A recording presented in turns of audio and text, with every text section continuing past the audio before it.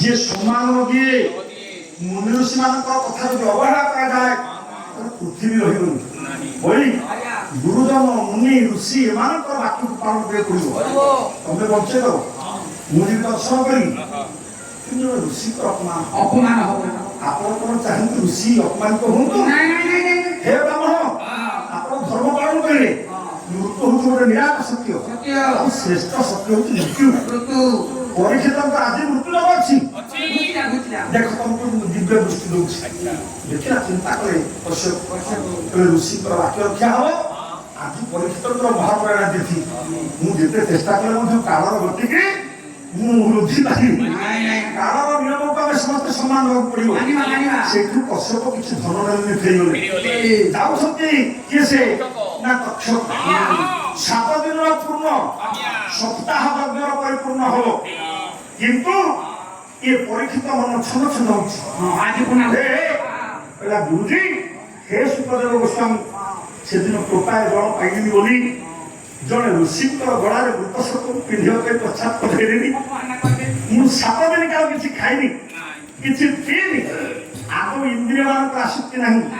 जो निद्रा तंद्रा भय क्रोध इत्यादि जो शारीरिक विकार से मध्य स्पर्श करिनी कारण कोन ना दिव्य अमृत तमे पियोनी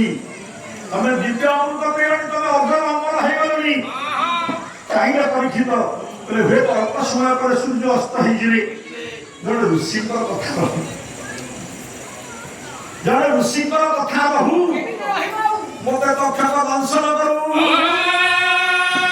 जो राजा मृत्यु उद्धार पाइबा पाई बारंबार विभिन्न उपाय रे निजर सुरक्षा कथा चिंता करुथिले अंतिम समय से निमंत्रण करथुले मृत्यु पर आस तमे मो पाखु आस कारण जोटा निहाती सत्य से सत्य रहू आपण शीघ्र आसुतु हे मृत्यु आसु आसीबे केमिति ठीक एई समय रे राजा को दर्शन करबा पय ब्राह्मण आसी पहुंचले समस्त मुंडे विभिन्न प्रकार फल कारण सप्ताह यज्ञ पर राजा पारणा करबी फल भोजन करबी मांस भोजन खेर जेते नजर पड़गला परीक्षितंकर देखिले द्वारपाल जमी छाड़ी दउनी परीक्षित छाड़ी दियो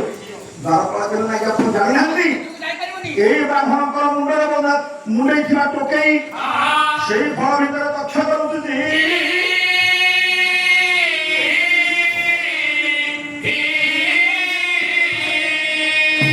परीक्षित करे तमे केमिति जानिलो या भितर अछि बोली ना मणिमा मु आपनकर अंग रखी मु खाली अंग रखी नथि मोर निरंतर ध्यान थिला भागवत मु सुनुची भागवतर धर्म निर्देश कोन के भागवतर निर्देश जन्म हेले निश्चित मरिबो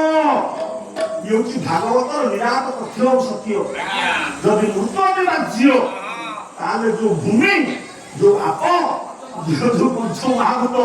ये पंच महाभूत लीन हेले या सत्य एई जो निश्चित सत्य मु भागवत शुणी बुझी जन्म हेले निश्चित मृत्यु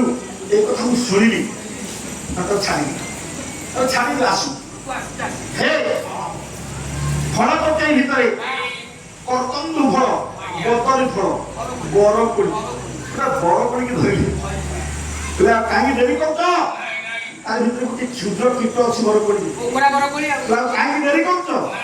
तुम काम तुम काम तुम शेष कर दियो बड़ी सुख से हाथ टेकिदे परीक्षित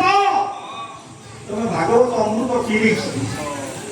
कक्षक दंशन कर धर्म रक्षा आवश्यक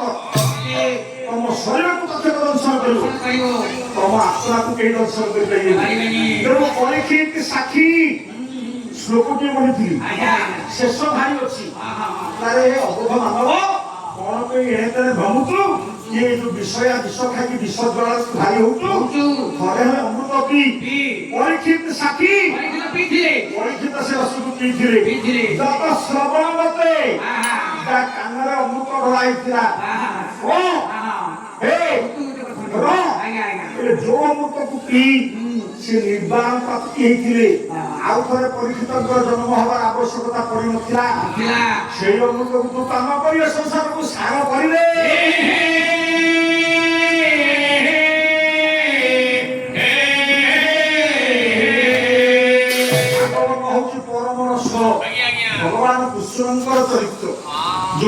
ଅଛି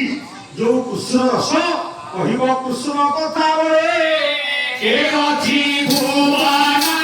ମଣ୍ଡଳେ କେ ଅଛି ଭୁବନ ମଣ୍ଡଳେ କେ ଅଛି ଭୁବନ ମଣ୍ଡଳେ ମୃତ୍ତିକା ଖଣ୍ଡ ଚୂର୍ଣ୍ଣ କରି କେବଳି ପାଏ ମନେ ଧରି ସେ କାହିଁ ହରିର ମହିମା କହିବ ତୁ ଜଗନ୍ନାଥ ଦାସ କହିଲେ ମୃତ୍ତିକା ଖଣ୍ଡ ପରେ ଧରି ତାକୁ ଗୁଣ୍ଡ କରିକି କିଏ ଗଢ଼ିଥିଲେ ତେଣୁ ପରମ ଭାଗବତ ତତ୍ତ୍ୱ ସେ ହେଉଛି ଅନନ୍ତ ଅସୀମ ସେ ଅବର୍ଣ୍ଣନୀୟ ଆଉ କୃଷ୍ଣଙ୍କର ରସ ମଧ୍ୟ ହେଉଛି ଅବର୍ଣ୍ଣନୀୟ ତେଣୁ ଏ ଯିବା ଯଦି ମୁକ୍ତି ପାଇବା ପାଇଁ ଚାହୁଁଛୁ ତାହେଲେ ଥରୁଟିଏ ତୁ ସେ କୃଷ୍ଣ ନାମ କହ ମୋ ରସମାତି